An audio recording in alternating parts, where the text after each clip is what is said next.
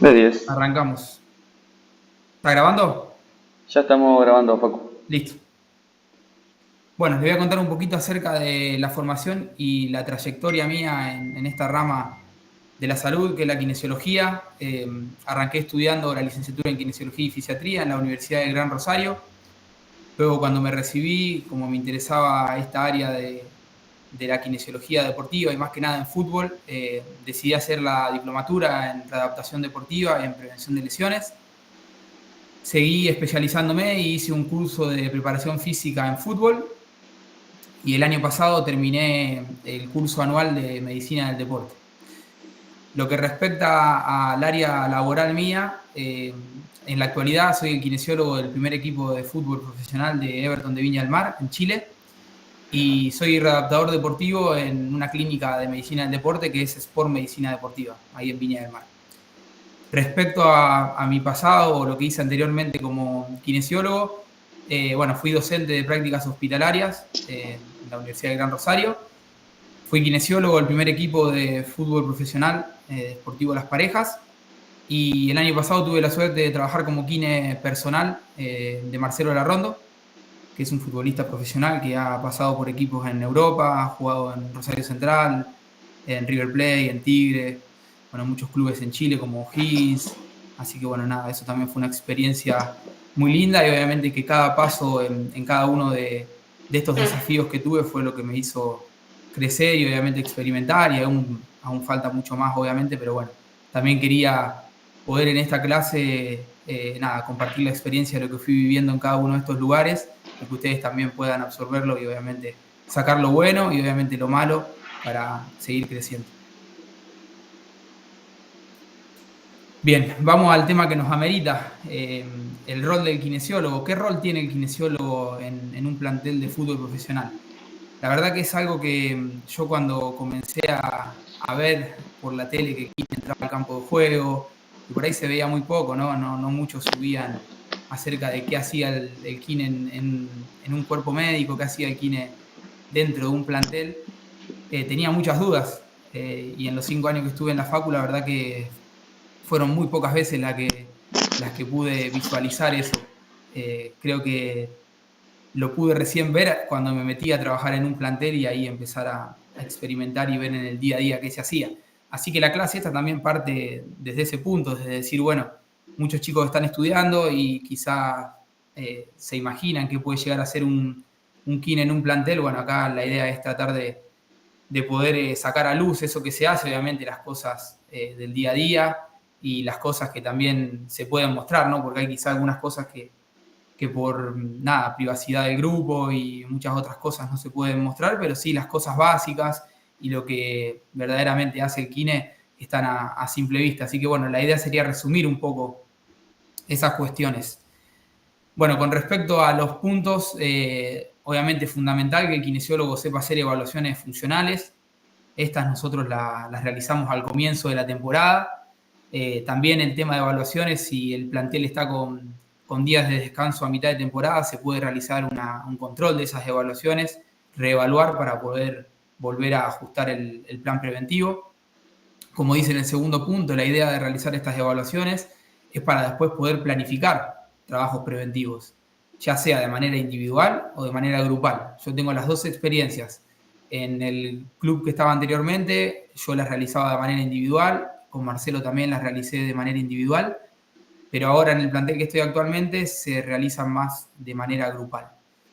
Después, obviamente, no es solo planificarlo, no es solo ponerlo en un papel, pegarlo en el gimnasio y que el jugador lo haga, sino que la experiencia que tengo hoy día en el club donde estoy es que lo que hago es también desarrollarlo, o sea, acompaño a los jugadores en el día a día a desarrollar este trabajo preventivo. Los guío, les corrijo los ejercicios, se los dosifico, estoy con ellos en el momento que hacen los preventivos para que se sientan más acompañados y obviamente también para meter un poco de presión en el que vayan a hacer estos ejercicios que para nosotros son fundamentales. Después, otra de las cosas muy importantes que tiene el rol del kinesiólogo es el diagnóstico, que este es un diagnóstico médico-kinésico. Lo pongo de ambas maneras porque nosotros nos apoyamos mucho en el médico y también con nuestras herramientas evaluamos y tenemos un diagnóstico kinésico, que obviamente la mayoría de las veces va de la mano con el diagnóstico médico. Después, respecto al tratamiento de las lesiones, esto también es importante porque la lesión uno la diagnostica con el médico y quizá muchos piensan, bueno, el kine dice que hay que hacer y listo, se cierra ahí. En el tema del fútbol, la verdad que no es así. Por mi experiencia, a mí me gusta mucho apoyarme en el médico, más si son médicos que tienen experiencia, que te pueden dar tips para la rehabilitación. Me gusta por ahí comentarle la idea que yo tengo en cuanto a la rehabilitación de ese diagnóstico que hicimos y que el médico me dé una devolución acerca de eso. Obviamente que las partes más objetivas de la rehabilitación las lleva a cabo el kine, pero también a lo que voy acá es que no seamos cerrados como profesionales y que el trabajo, más que nada acá en fútbol, es transdisciplinario. Ahí puse la imagen esta justamente porque ahí vemos que hay diferentes profesionales, les cuento. Ahí está Jaime, que es el paramédico, está Caco, que es el doctor, el médico del plantel, está Eduardo al lado mío, que es el quiropracta, y fíjense que son 4 profesiones diferentes que entre nosotros vamos intercambiando la teoría que tenemos, la práctica, la experiencia y sacamos cosas objetivas y buenas de eso. Después, respecto al tratamiento de la lesión, también algo que me gusta desmentir es que el trabajo del kine no es solamente en consultorio, no trabajamos solamente en la camilla, sino que también hacemos un trabajo importante en el gimnasio y ahora en los últimos años se vio también el trabajo a nivel de campo de juego, que es lo que se le llama readaptación deportiva, reintegro deportivo. La verdad que ha tenido mucho auge últimamente el kine en esa área, así que bueno, también vengo acá a mostrarles un poco cómo se hace este trabajo y bueno, dejarles varias ideas. Y por último, la atención kinésica, que es previa y posterior tanto a los entrenamientos como a los partidos. Esto también es importante porque el kine llega al club y tiene a todos los jugadores que necesitan quizás hacerse alguna atención para poder arrancar el entrenamiento de la mejor manera, ya sea terapia manual, ya sea aplicación de algún agente físico, ya sea realizar algún vendaje, etcétera. Y posterior también. Posteriormente el jugador puede venir con algún golpe, necesita atención, puede venir con alguna sobrecarga muscular, puede venir a buscar las botas, a necesitar algún agente físico, volver a trabajar algo de terapia manual, elongaciones asistidas, etcétera. Entonces, para que vean que el kine no solamente trabaja en un lapso de tiempo que es cuando el plantel está entrenando, sino que también tiene que llegar antes para atender a los jugadores y tiene que quedarse después para volver a atenderlos. En sí lo que se hace acá es atender a los jugadores que van a entrenar antes del entrenamiento, durante el entrenamiento atender a los jugadores lesionados y posterior al entrenamiento volver a dejarse el tiempo libre para atender a aquellos jugadores que terminaron el entrenamiento grupal. ¿Quedó claro eso? ¿Alguno tiene alguna duda? ¿Me quiere hacer alguna pregunta de esta diapo?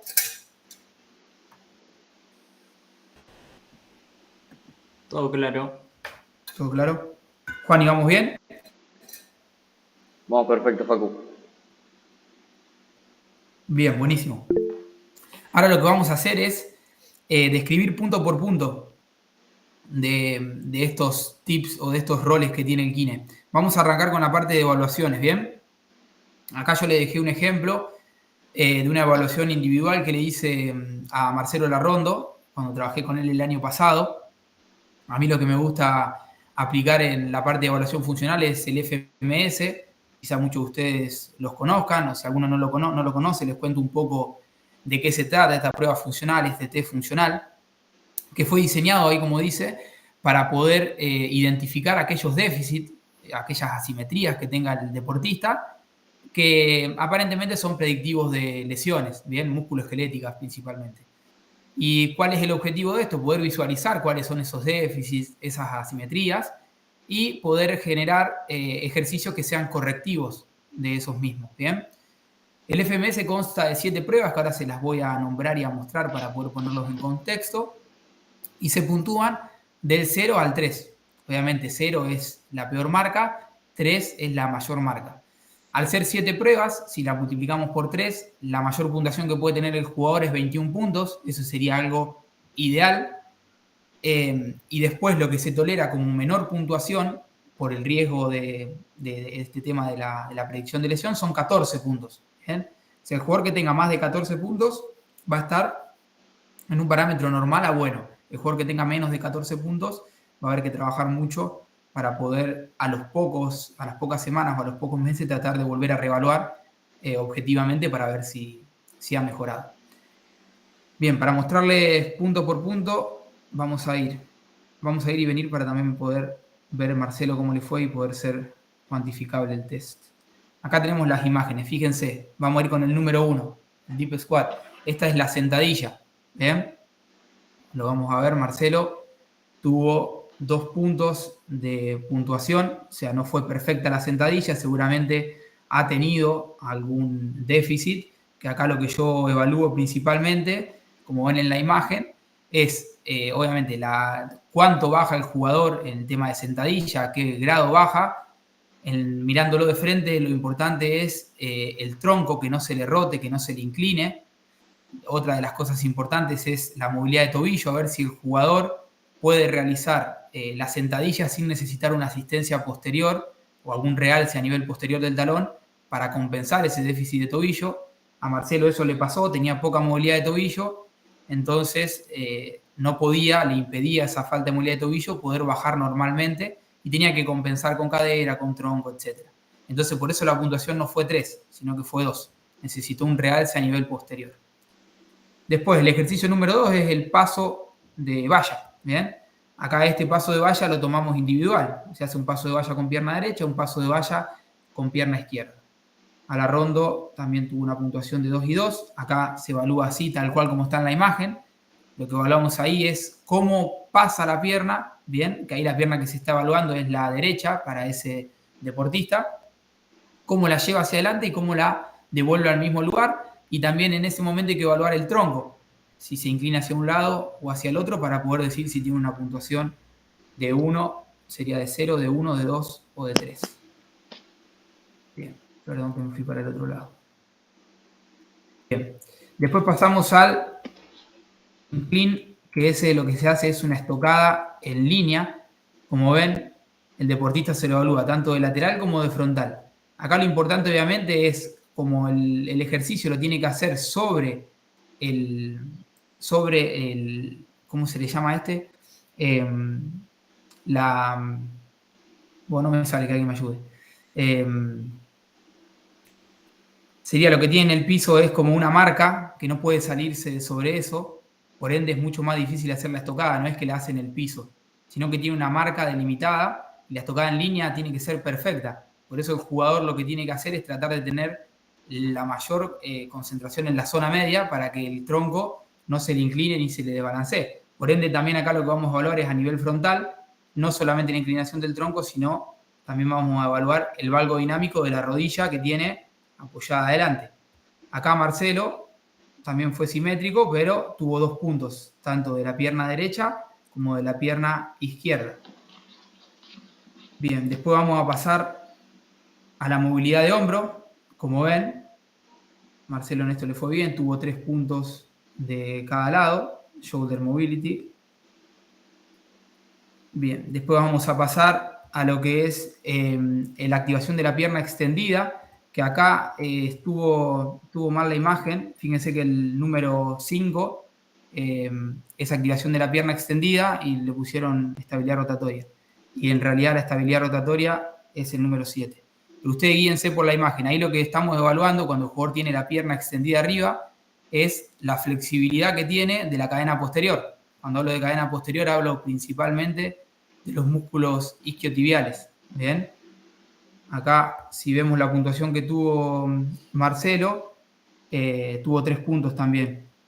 Pierna derecha y pierna izquierda. Y algo que no quiero dejar pasar es que en la anamnesis que se le hace al jugador al principio, si ustedes leen arriba, lo más importante, obviamente, es el pie dominante del jugador y también las lesiones previas que ha tenido. Fíjense que Marcelo sufrió de ruptura de cartílago y menisco de las rodillas, pero no tuvo ninguna en su carrera, por lo que yo le preguntaba, no tuvo ningún problema a nivel musculoesquelético en sentido de lesiones propiamente dichas, de desgarro de isquiotibiales, etc. Por ende, fíjense que eso también va de la mano con su buena performance en ese sentido. Después, lo que respectaba a la movilidad articular o al valgo dinámico, la falta de activación de glúteo medio o el déficit en core, eso sí lo llevaba por ahí a predisponer de otro tipo de lesiones, pero en este caso, por ejemplo, la parte de activación de cadena posterior la tenía en perfectas condiciones.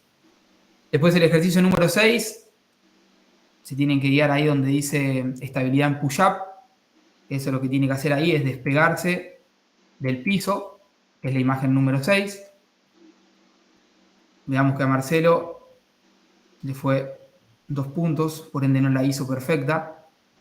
Y por último tenemos la estabilidad rotatoria, que este es el test para evaluar más que nada la parte de core, de zona media. Nos vamos a guiar por el ejercicio. Si se ven ahí, el Superman es parecido. La diferencia es que acá, en vez de hacerlo contralateral, cuando el jugador levanta la mano derecha, debe también levantar y posicionar el pie derecho. Si ustedes quieren hacer ese ejercicio, se van a dar cuenta que en la imagen parece fácil, pero es muy difícil, ya que el jugador tiene que quedar con 2 apoyos y lineal. Por ende, ahí es donde se tiende a querer compensar y a rotar la cadera y la zona media. En este caso, Marcelo también tuvo 2 puntos, no tuvo 3. Y bueno, y la puntuación final que tuvo él fue de 17 puntos. Después acá lo importante es que hay otros test que ustedes pueden ver en color rojo, si lo llegan a visualizar. La mayoría son para evaluar si tiene dolor o molestia al realizar ese ejercicio, pero hay uno que es muy importante, que también se puntúa, pero no con números, sino con letra, que es el que dice Ankle Mobility. Esa es la movilidad del tobillo. Ese test se los voy a mostrar.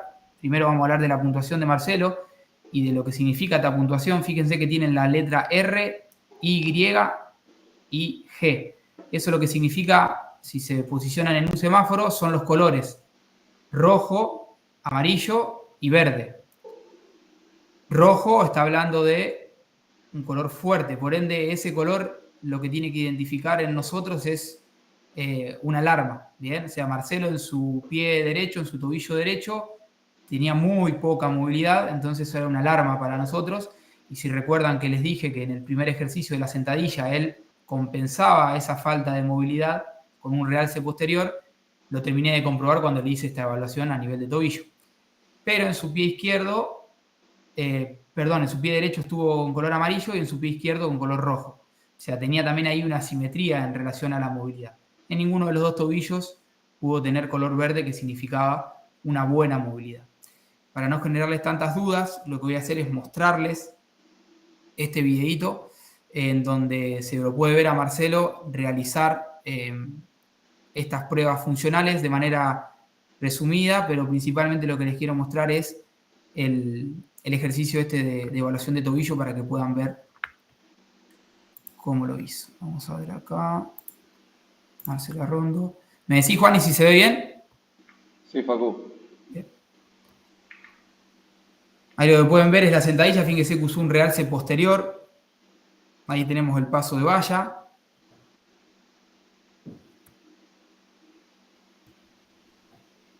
Bien. Y esta es la de movilidad de tobillo. Fíjense que lo más importante acá es ver la punta de la rodilla, en este caso la derecha, en este caso la izquierda. Vamos a ponerlo de nuevo. Y la guía que tenemos que tener a nivel del tobillo es el maliolo. Bien, yo ahora se los voy a marcar. ¿Se ve el mouse, Juani? Sí, se ve, Facu. Bien, ahora les quiero marcar dónde es la guía para decir si es un color rojo, amarillo o verde. Bien, acá tenemos el maliolo y tenemos que trazar una línea de la punta de la rodilla al maliolo. Si la punta de la rodilla pasa por delante del maliolo sin generar sin generar que se levante el talón, eso es buena movilidad. Ahora vamos a ver si genera una asimetría al mismo punto de la rodilla con el maliolo, sería un color amarillo. Si la punta de la rodilla cae al maliolo y no se levanta el talón, es amarillo. Y si queda por detrás, ¿bien? Ahí es un color rojo, como se ve ahí en el pie izquierdo. ¿Se entendió, Juani? Sí, no sé los chicos si pudieron ¿Alguno tiene alguna detectar. duda respecto a ese test? Puede hablar, no tengan miedo.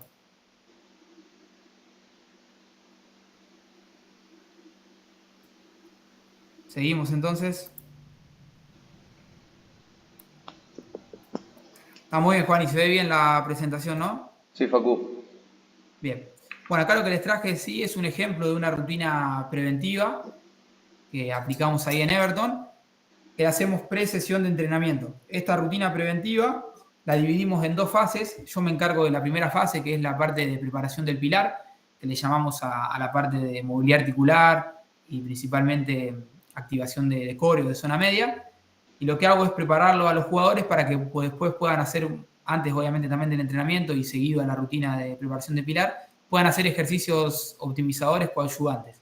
¿Bien? Que eso va a depender también de los ejercicios que les damos de lo que deban realizar después en la sesión principal con el grupo. Bien. Obviamente que quede claro igual que toda la rutina preventiva la realizamos los kines, como somos 2 kines nos dividimos la tarea. Yo desarrollo la primera parte que es preparación de pilar y el otro kine desarrolla más la parte coadyuvante y optimizadora. Bien. Movilidad articular correctiva. Semana 1 desarrollamos 3 ejercicios bien básicos. Movilidad de cadera, 90-90. Movilidad de tórax desde posición de caballero. Y la movilidad de la cadena posterior. Teniendo los videitos de estos 3 ejercicios, los vamos a pasar a ver. Aquí. Bien. Me dicen si se ve bien el video. Abrimos. ¿Vamos bien, Juan? ¿Y ahí se ve bien? Está bien, Facu. Excelente, ahí está, movilidad de cadera. 90-90. Bien. ¿Para qué tengo?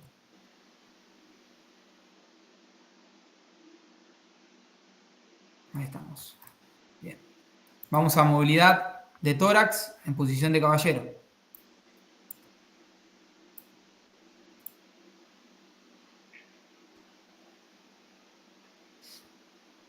Bien. Excelente. Y por último, tercer ejercicio era activación de cadena posterior desde 90 grados. Esperen que lo vamos a poner de nuevo. Bien, excelente. Seguimos. Vamos a la presentación. Estos fueron los 3 ejercicios que hicieron los chicos como movilidad articular correctiva. Bien. De esto siempre solemos hacer 2 vueltitas, 10 repeticiones por cada lado. Yo más o menos me llevo entre 10 a 15 minutos en realizar la parte de preparación de pilar y después también tenemos otros 10 a 15 minutos para realizar la parte de optimizadores coadyuvantes. Media hora de ejercicios previos a la sesión normal de entrenamiento. Después pasamos a la parte de estabilización de zona media correctiva. Acá lo que les había planificado a los chicos para la semana 1 era plancha frontal con pasaje de mancuerna, press pull-off en posición de caballero y bicho muerto alternando una pierna y una pierna. Vamos a ver los videitos también. Bien. Vamos a aprovechar para cerrar estos 3. Bien, vamos con el primero. Plancha frontal. Pasamos la mancuerna de un lado al otro. Vamos a repetirlo para que se vea nuevamente. Fíjense que va a buscar con la mano contraria la mancuerna y la lleva de un lado al otro. Bien. Segundo, press pull-off en posición de caballero. Obviamente que para esto hay miles de variables. Yo acá lo hice utilizando el palo y utilizando la bandita para que le genere resistencia. Tracciona, empuja y lleva. Bien. Lo volvemos a visualizar. Bien. Y el último, bicho muerto alternando una pierna y una pierna.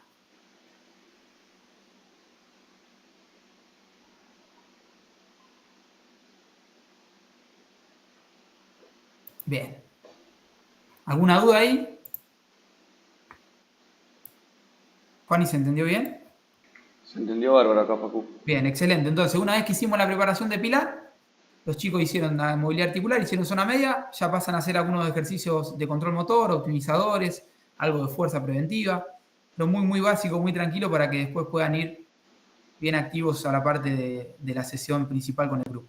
Obviamente que vale aclarar que estos ejercicios solamente los realizan los chicos que están para entrenar con el grupo, ¿bien? Los lesionados tienen su propia planificación en base a la lesión que tienen, porque obviamente que hay muchas veces que quizás no pueden hacer ejercicios dependiendo de la zona que tengan lesionada. Entonces, lo que hacemos es eso, solamente lo realizan los jugadores que están aptos para poder ir a entrenar con el plantel principal. Bien.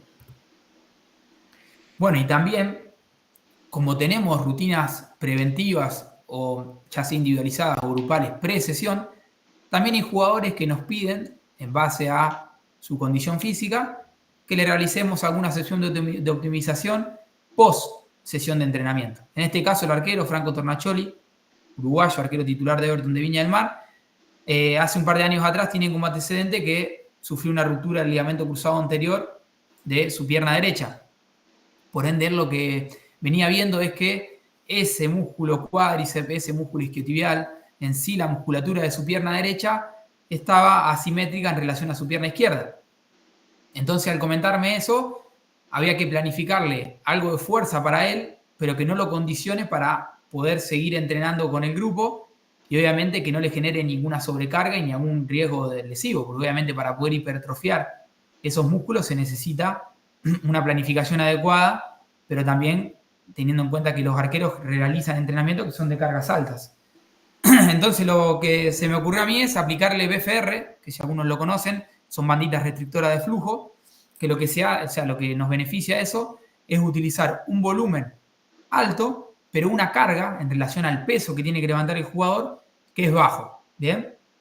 El volumen de carga que utilicé con él fueron muy bajos, pero sí a nivel de repeticiones fue muy alto.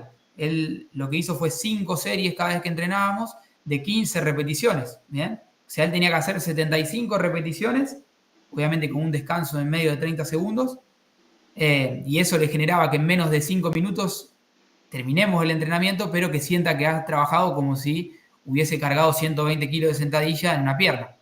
Entonces eso también fue un punto a favor para esta herramienta que es muy económica y que es muy positiva. Así que vamos a ver lo que hizo Franco.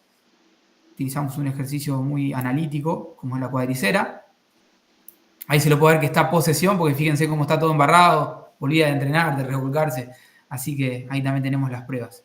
Fíjense también la carga, ahí vamos a ponerlo nuevo para que vean, que es muy poquito los discos que está levantando, pero el volumen de entrenamiento, como les dije, era alto.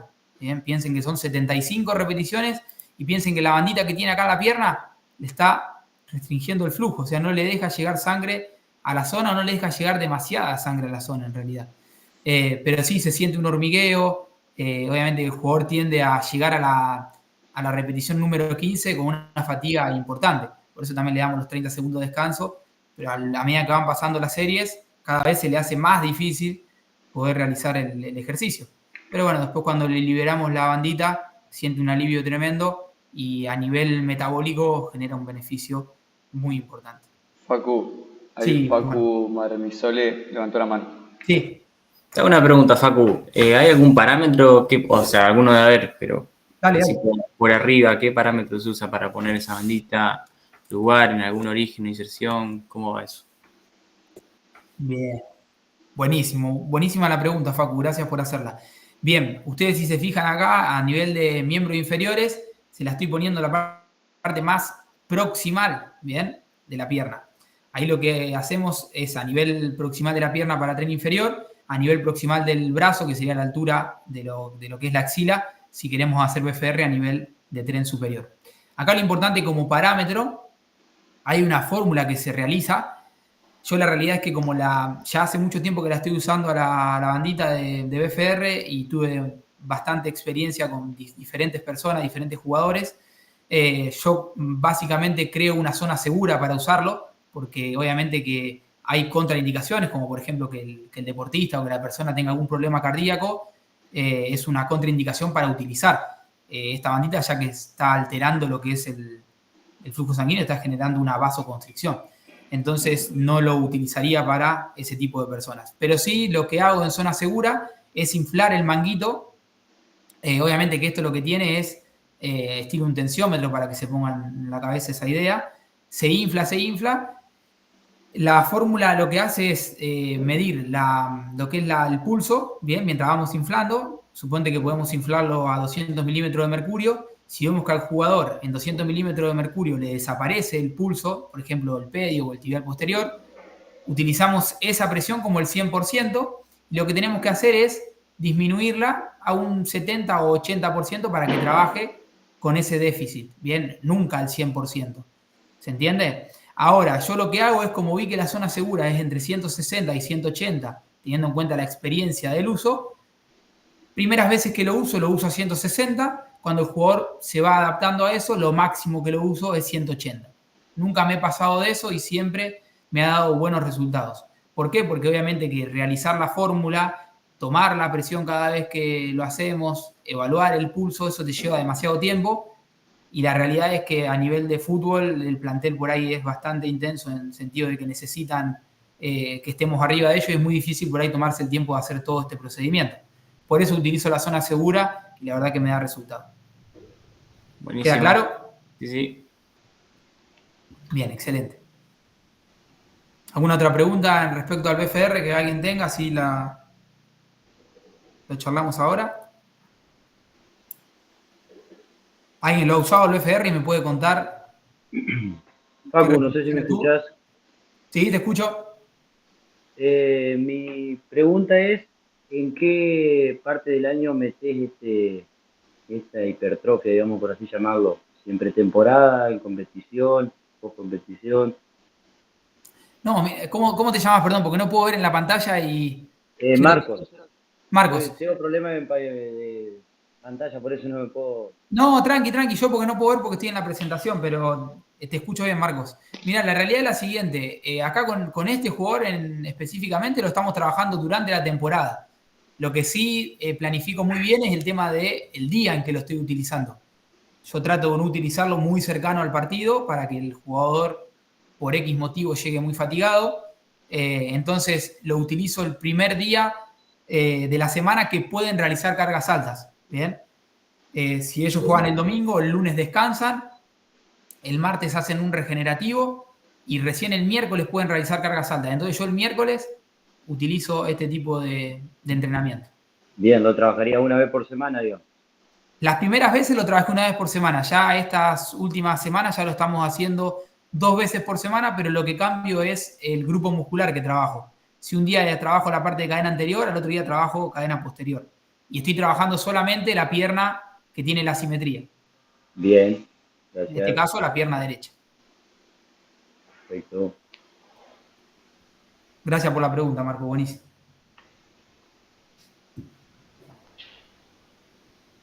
Bien, ¿alguno más que quiera preguntar algo acerca de BFR o que quiera contar alguna experiencia de uso que tenga? Es bienvenido. Si no, seguimos. Bueno, seguimos entonces. Bien, otro de los puntos importantes en cuanto al rol del kine en fútbol profesional es lo que les contaba del diagnóstico, el diagnóstico médico-kinésico. Acá es muy importante tener buena comunicación y aportar a este trabajo que yo les contaba transdisciplinario entre la parte médica, por así decirlo, y la parte kinésica. Porque no se olviden que ahí somos un cuerpo, somos un equipo, ¿bien? Un equipo médico-kinésico. Entonces es importante la comunicación constante y el trabajo transdisciplinario. Otro de los puntos importantes es la evaluación al deportista cuando queremos hacer este diagnóstico, evaluarlo, hacerle test, palparlo, preguntar, hacer una buena anamnesis, pero no solo de la manera clínica, o sea, no solo el signo y el síntoma, sino también dejarse apoyar a través de los estudios de imágenes, ¿bien? Ya sea resonancia magnética, ecografía, radiografía, tomografía, ¿bien? No solamente, obviamente, de la imagen, sino que también de la clínica, que sean 2 cosas que tengamos en cuenta a la hora de realizar un diagnóstico médico-kinésico. Y después, por último, una vez conceptualizado el diagnóstico, proponer nosotros como kines las pautas kinésicas que queremos desarrollar, que van a ser óptimas para ese tipo de lesión, pero también, una vez que las proponemos, escuchar al cuerpo médico qué opina sobre esas pautas kinésicas y poder nuevamente volver a comunicarnos. Entonces, fíjense cómo a lo largo del desarrollo de todo este diagnóstico médico-kinésico, cómo el trabajo transdisciplinario tiene mucho auge. No solamente antes de evaluar al deportista y charlar sobre cómo fue la lesión, cómo fue la jugada, evaluar si fue en el entrenamiento, si fue en un partido, etcétera, sino también después, cuando evaluamos y tenemos el resultado y lo constatamos con la parte de estudio de imagen, decir, bueno, estas son las pautas que nosotros proponemos como kine, ¿qué opina el resto? ¿Está bien? ¿Está mal? ¿Hay algo que quieran corregir, hay algo que quieran aportar, nosotros de la parte kinésica defender si estamos de acuerdo con eso o si no estamos de acuerdo, pero siempre hacerlo de manera, obviamente, con buenas intenciones, pero más que nada para poder hacer el mejor trabajo posible y brindarle lo mejor al deportista, que no nos olvidemos que en este caso estamos en un club de primera división donde hay muchas cosas en juego, entonces obviamente que es muy importante hacer las cosas bien, obviamente el tiempo en el cual se utiliza cada cosa, hacerla de la mejor manera para no perder días, ni mucho menos. Bien, respecto al tratamiento, obviamente cuando llegamos, diagnosticamos y tenemos ya la lesión bien conceptualizada, y lo primero que tenemos que hacer entonces, una vez que quedamos de acuerdo con la planificación de lo que va a ser la rehabilitación de esa lesión deportiva para ese jugador, poder diferenciar las diferentes etapas que vamos a llevar a cabo nosotros como kine, bien, hasta que el jugador vuelva a entrenar con el plantel. Acá lo importante es diferenciar la etapa aguda, bien, que es la etapa más que nada con los días posteriores a la lesión, etapa inflamatoria. Una etapa de gimnasio, bien, donde el jugador empieza a realizar algunas activaciones en el gimnasio. Una etapa de vuelta al campo, bien, le llamo vuelta al campo a aquellos primeros ejercicios que el jugador empieza a hacer en el campo de juego, que es donde él se desarrolla. Y una cuarta etapa, bien, que es una etapa de reintegro funcional y deportivo. Acá lo importante a diferenciar, desde las diferentes experiencias que tuve, en el club que trabajaba anteriormente, yo me encargaba de desarrollar estas 4 etapas. O sea, lo agarraba el jugador lesionado y lo entregaba al jugador listo para entrenar con el plantel. Bien, hacía todo el proceso de rehabilitación. Ahora, actualmente en el club donde estoy, solamente el kine realiza la etapa 1, la etapa 2 y la etapa 3. Bien, la etapa 4, que es la etapa de reintegro, el plantel tiene un readaptador. Por ende, ese profe agarra al jugador y le hace la última etapa, le planifica la última etapa antes de que entrene con el plantel. ¿Bien? Facu, ¿Se entiende? hay una pregunta. Sí. Alex Silvestre dice, así como tienen esa relación médico-kine, ¿cómo es la cuestión de la relación con los preparadores físicos? Bien, bueno, buena pregunta. ¿Ale es el nombre? Sí, Alex es el nombre. Ale, buena la pregunta, excelente. Y bueno, esto es también un punto que, como el profe la mayoría de las veces es del cuerpo técnico, y por ahí el cuerpo técnico, muchos saben que el cuerpo técnico está de paso por el club, en cambio el cuerpo médico es el que siempre está vigente. Ahí tenemos que aprender a diferenciar eso y tratar de ver cuáles son los intereses del cuerpo técnico, cuáles son los intereses del cuerpo médico. Por ahí el cuerpo técnico lo que busca es siempre tener al jugador en el menor tiempo posible porque lo necesitan para ganar, y por ahí el cuerpo médico quiere tratar de protegerlo al jugador en buenos términos, pero para que vuelva de la mejor manera posible y evitar la recidiva, porque cuando hay una recidiva de la lesión, siempre se le va a echar la culpa al cuerpo médico, nunca al cuerpo técnico. ¿Bien? Entonces siempre hay un constante ahí, que también es una constante comunicación, no siempre tiene que haber pelea ni discusión, sino que constantemente nosotros desde la parte médica hablamos con los profes, y le vamos comentando cómo es la situación, cómo vamos trabajando con el jugador, para qué día lo puede llegar a tener. Obviamente que siempre va a haber situaciones en las cuales uno va a estar de desacuerdo o en acuerdo, pero cuando es la parte médica, la decisión la tomamos nosotros. Cuando es parte táctica, la toma el cuerpo técnico. Entonces, en ese sentido, nunca va a haber, por lo menos en este club y en el que estuve, nunca hubo, sería ninguna falta de respeto en ese sentido. Se respeta mucho cada rol. Pero sí, la realidad es que con el profe hay que tener mucha comunicación, principalmente porque, como les decía, llega al plantel, los jugadores que están para entrenar vienen a atenderse para poder entrenar de la mejor manera, y hay muchas veces que nos encontramos con jugadores que sufrieron algún golpe o están con alguna dolencia y no dijeron nada. Entonces, por ahí el profe tiene en cuenta que van a entrenar y llegaron al entrenamiento y llegan una hora antes, y por ahí nosotros lo evaluamos entre una cosa y otra, media hora antes se enteran que el jugador no va a entrenar, y esas cosas por ahí no caen bien a nivel del cuerpo técnico y es entendible, pero son cosas que hay que comunicarlas antes o de mejor manera.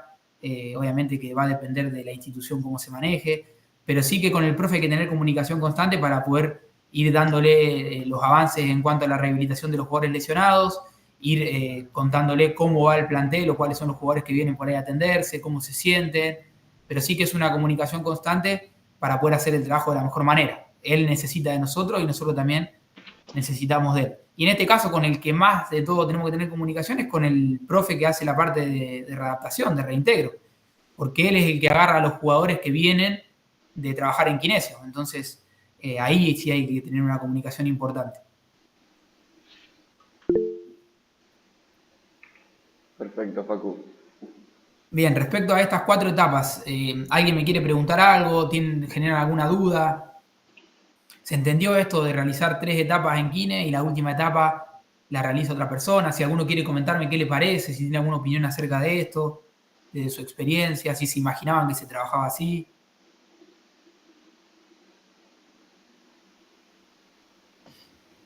Hola, Facu, buen día. Tengo una Buen consulta. día. Yo tengo una paciente en consultorio que tiene ligamento cruzado Sí. posterior cortado, es futbolista.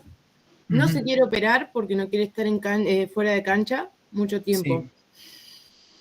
¿En qué etapa la trabajamos? Porque puede jugar tranquilamente, pero a la hora de, por ejemplo, una patada o, por ejemplo, un tiro libre, ahí es donde siente el pinchazo, digamos. Entonces, agudo no es, vuelta al campo sí, pero como que vamos y venimos con los síntomas y los signos. Bien, ahí fíjate que tenés también que evaluar muy individualizado, porque eso, ella tiene el ligamento cruzado posterior roto, no se quiere operar, pero cuando hace un gesto funcional para su deporte no se lo deja hacer.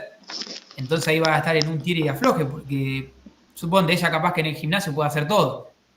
Te hace buena cargada, buena sentadilla, buen peso muerto, entrena bien la fuerza, quizás tiene simetría muscular, podés generar simetría muscular entre una pierna y la otra, por más que tenga el cruzado roto, pero a la hora de hacer un gesto funcional no lo puede hacer. Entonces creo que vos desde tu parte podés a ella mostrarle fácilmente de que si no se opera va a ser difícil, a no ser que sigan trabajando y ver la causa de por qué le genera esa molestia. A veces lo que hace el cuerpo, porque es tan inteligente, que genera un efecto protector. O sea, cuando uno quiere hacer un gesto que sabe que puede generar alguna molestia, el músculo se protege de eso, entonces ahí es donde generamos una reacción o alguna clínica o algún síntoma, y a ella evidentemente le está haciendo eso. Entonces ahí es donde vos tenés que mostrarle claramente de que va a estar muy difícil, a no ser de que ella se aguante. Por ahí es solamente una molestia, pero no está generando demasiada tensión sobre la zona. Eso no lo sabemos porque tampoco sabés la sobrecarga psicológica que tiene. Muchos jugadores saben que tienen esa lesión, pero tienen buena masa. Ya he conocido gente que tiene el ligamento cruzado anterior roto y tiene buena masa muscular, y el deportista puede seguir entrenando normalmente, puede seguir jugando normalmente, pero siempre al ser fútbol profesional se le recomienda que se opere. Son muy pocos los jugadores que el médico le dice no te operé, que vamos a seguir jugando. Nah, eso es mentira. Al jugador lo que hacen, si se rompe el sábado, el domingo lo meten a cirugía, lo operan y arrancan la rehabilitación. Por lo menos en fútbol profesional, a ver si hay alguien amateur, capaz que el médico dice, bueno, vamos a ver cómo lo llevamos, tratar de hacer un tratamiento conservador. Más en el ligamento cruzado posterior. Si el cruzado anterior, viste, por ahí sí hacen lo de la cirugía. Por ahí el posterior, viste, que lo tienen más a conservador porque son muy pocos los que generan la ruptura del posterior. Tiene que ser por alguna hiperextensión forzada o algo de eso. Pero yo te diría que lo lleve más de ese lado. Mostrarle vos, desde tu parte profesional, cómo estás trabajando, pero también mostrarle a ella de que la parte funcional del deporte no la está pudiendo hacer. Entonces, ¿dónde quieres llegar? Si se quiere dedicar a hacer levantamiento olímpico, decirle que lo haga, porque fíjate que en el gimnasio no le genera nada. Pero si quiere jugar a la pelota va a estar difícil, porque si no puede patear, ¿qué va a hacer? O sea, acá en realidad sería vos sola que le tenés que hacer la pregunta a ella. ¿Entendés? Hacerla poner en el lugar de, mirá todo lo que hicimos y esto no lo puedes hacer. ¿Qué querés hacer? ¿A qué querés jugar? Y hacerla reflexionar, porque vos si no te vas a sentir mal como profesional, porque vas a decir, che, mira, hago todo y no funciona, pero en realidad no es que no funciona. No es por culpa tuya, ¿se entiende? Porque vos estás poniendo todas las herramientas sobre la mesa. Es a nivel del deportista que tiene que hacerse mega culpa o ponerse a pensar del por qué no lo está pudiendo hacer y tratarse como corresponde. En este caso, tu parte kinésica ya sobrepasa, porque es algo médico lo que le está pasando. ¿Se entiende? Buenísimo. Bien, entonces estábamos en la diapo de... Vuelvo a presentar.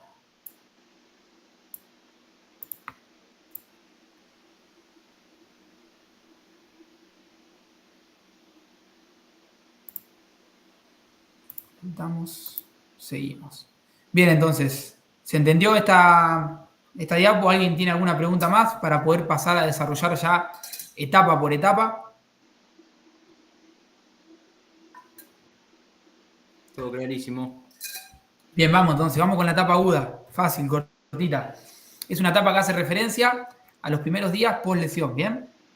Nosotros nos proponemos como objetivo en esta etapa tratar de disminuir el dolor, ¿bien? Y la impotencia funcional que tiene el deportista, hacer un control de la inflamación del tejido, ¿bien?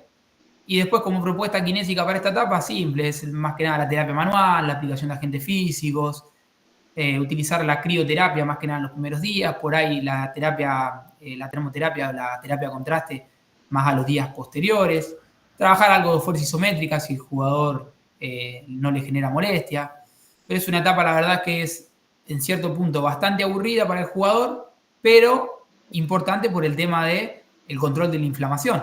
Porque como sabemos, acá la idea no es generar una antiinflamación de la zona, sino que lo que buscamos es, como la inflamación es una respuesta inteligente del tejido ante una lesión, lo que buscamos es controlarla. ¿Bien?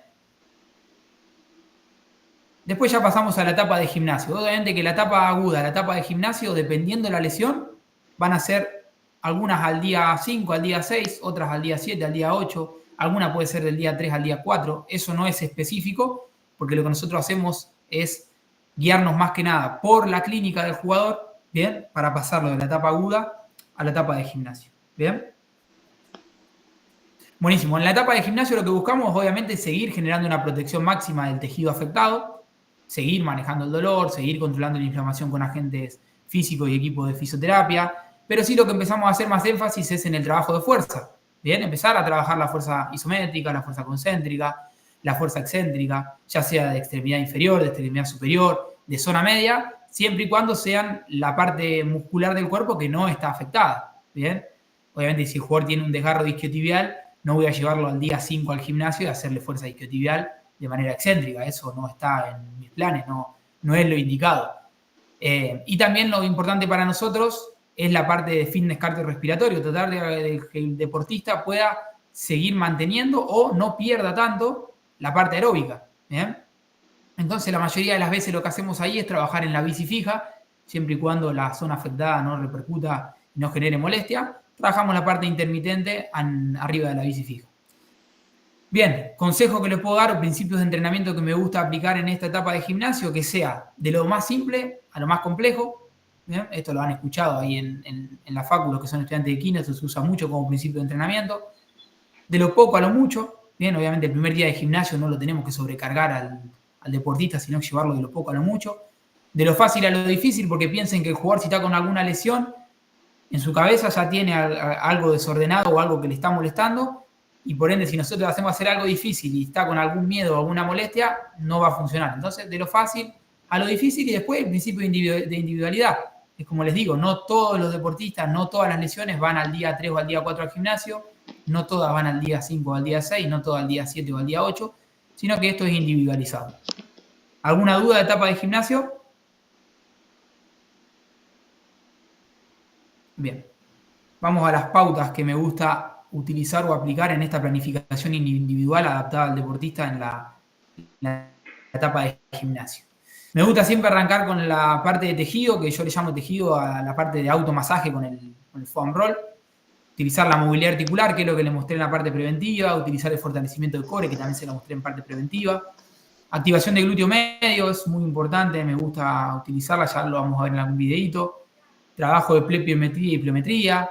Drills de marcha para que empiece el jugador a poder adaptar eso que va a hacer en el campo de juego, pero hacerlo en principio en el gimnasio. El fortalecimiento, que sea también isométrico, concéntrico, excéntrico, de manera progresiva. Y lo que les contaba de la parte del trabajo aeróbico. Lo trabajo casi siempre el fitness cardiorrespiratorio en bici con un intermitente. Y también me gusta mucho aplicar la parte de trabajo aeróbico en un circuito funcional de HIIT, entrenamiento intervalado de alta intensidad. Estos circuitos casi siempre lo armo con ejercicios de tren superior y de zona media. Bien, no de tren inferior, casi siempre el tren inferior lo pongo aparte. Bien, vamos a un ejemplo de esta etapa de gimnasio. Este es, el Chapo Monte, un jugador mexicano que está actualmente jugando para Everton de Viña del Mar. Les voy a mostrar una etapa, un entrenamiento, una sesión de etapa de gimnasio de él, que tuvo un desgarro de gemelo interno. Vamos a ver cómo desarrollé esta sesión. Voy a tener por aquí la del Chapo. Me dicen si se ve bien. Bien, ahí vamos a ver, arrancamos con movilidad articular de cadera, movilidad articular a nivel de tórax. Arrancamos a fortalecer la zona media, trabajo de plancha lateral dinámica. Bien, ahí trabajo de bicho muerto, tanto con pelota como con bandita, complejizando un poco. Ahí ya arrancamos con algunos ejercicios de movilidad global y control motor, tanto a nivel frontal como a nivel lateral. Bien, después pasamos a activar glúteo medio con algún ejercicio dinámico combinado, una super serie. Arrancamos con parte de fuerza, cadena posterior. Arrancamos ahí con la activación de zona media, pero con la poliacónica.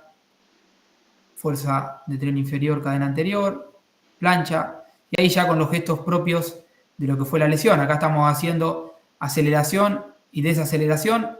Como saben, el músculo gemelo se activa mucho en eso. Y ahí lo estoy haciendo resistido y asistido. Pa. 1 y 1. Buenas sensaciones del Chapo en esos ejercicios. Lo pongo de nuevo por si alguno quiere hacer alguna pregunta, tiene alguna duda. Mientras va transcurriendo el video, si alguno me quiere hacer alguna pregunta de por qué planifiqué así y qué es lo que estaba buscando con X ejercicio. No tengan vergüenza, pueden preguntarme, no hay ningún problema. Esta es una sesión típica de gimnasio.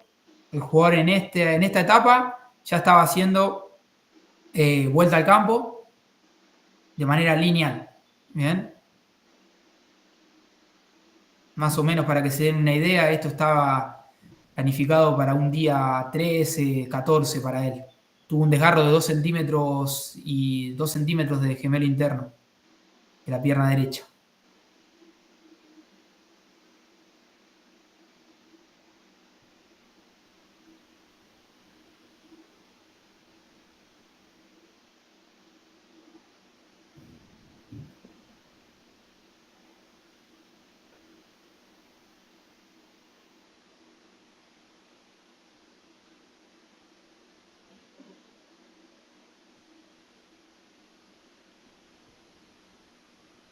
Bien, excelente. ¿No hay duda en cuanto a eso entonces, Juani? ¿Venimos bien? Venimos bien, Facu. Buenísimo. Seguimos entonces. Bien. Acá es lo más importante. Acá es donde me gusta hablar de la etapa de transición. Porque ustedes ahí como vieron, el Chapo trabajó en gimnasio y después hizo un trabajito en campo de juego de manera lineal, como les decía. Entonces, cuando el kine tiene que no solamente trabajar en el gimnasio, sino también trabajar en el campo de juego en la primera etapa, es muy importante que nosotros nos propongamos diferentes tips para poder trabajar al jugador en el campo de juego y en el gimnasio, ¿bien? Para no saltear cargas, para no hacer un entrenamiento desordenado, sino que cada día, ¿bien?, tenga relación entre el trabajo de gimnasio y el trabajo de campo. ¿Qué quiero decir con esto? El trabajo de gimnasio va de la mano con el trabajo de campo y el trabajo de campo va de la mano con el trabajo de gimnasio. Por lo menos eso es lo que yo aplico y a lo que a mí me da resultado y lo que a mí me gusta hacer. Por eso acá le dejo 3 tips importantes. Manejo de cargas con GPS.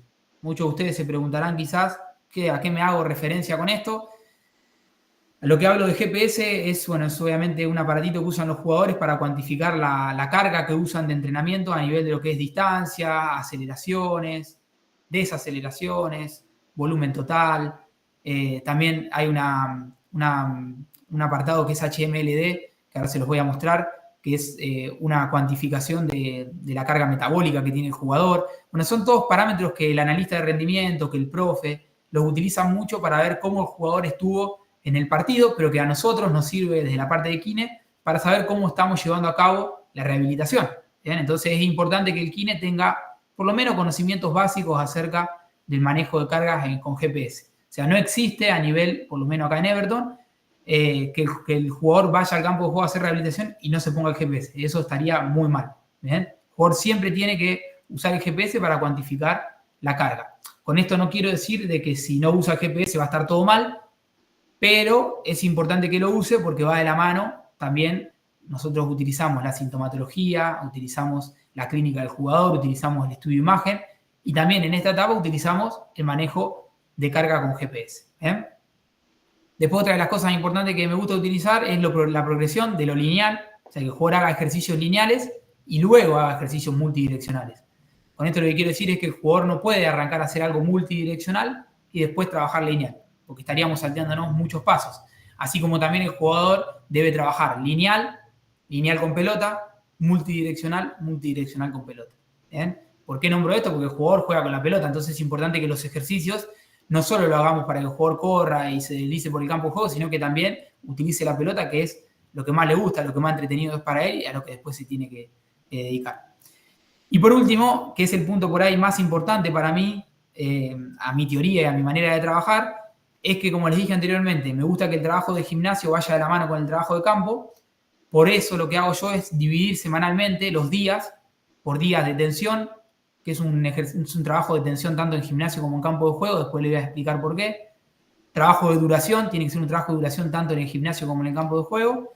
Y trabajo de, acá es barra, es porque o velocidad o regenerativo.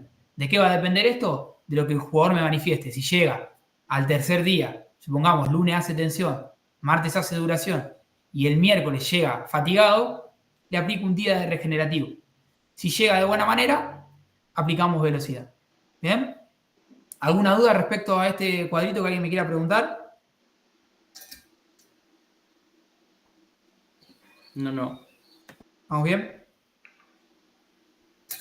Facu, Sí. Tara Juan, antes de que sigas, ¿te parece ahora darle 5 minutitos para que carguen agua para el mate y seguimos rápido? Dale, dale, tranquilo. Sí, no hay problema. Yo mientras me quedo acá, por si alguno quiere hacerme alguna pregunta, me desconecto de la diapo. Dale, mirá, son las 10:12. Para Dale. las 10:15 y 17 largamos de nuevo, ¿te parece? Dale, tranquilo. Yo me quedo acá si alguno quiere charlar un poco. Perfecto. Alguno de mis amigos para hablar un rato, dale. Excelente, entonces a las 17:20 Dale. arrancamos. Excelente. Excelente, 10. Facu, yo tengo una consulta. Dale, Manu. En relación a los datos del GPS, ¿se tiene en cuenta, no sé si el kinesiólogo o el redactor, la cantidad de frenos y aceleraciones que hace el jugador? Sí, ahora. La carga.